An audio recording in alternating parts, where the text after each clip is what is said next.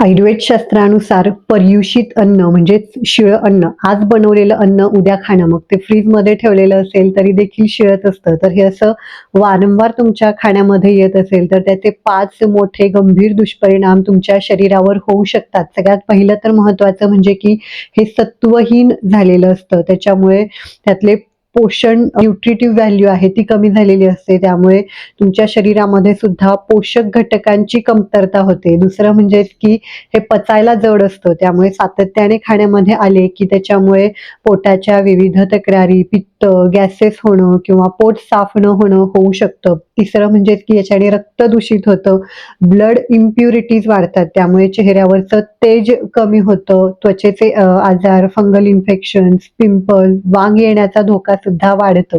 चौथं म्हणजेच की शरीरातील वातदोष याच्या सेवनाने वाढला जातो. त्यामुळे मग सांधेदुखी, अंगदुखी सुद्धा होऊ शकते. आणि 5वं महत्त्वाचं म्हणजे की यातील तमोगुण वाढलेला असतो. त्यामुळे सतत असे पदार्थ खाण्यामध्ये आल्यामुळे तुम्हाला सुद्धा आळसावल्यासारखं, जडपणा अंगामध्ये किंवा उत्साह नाहीये अशा तक्रारी होऊ शकतात.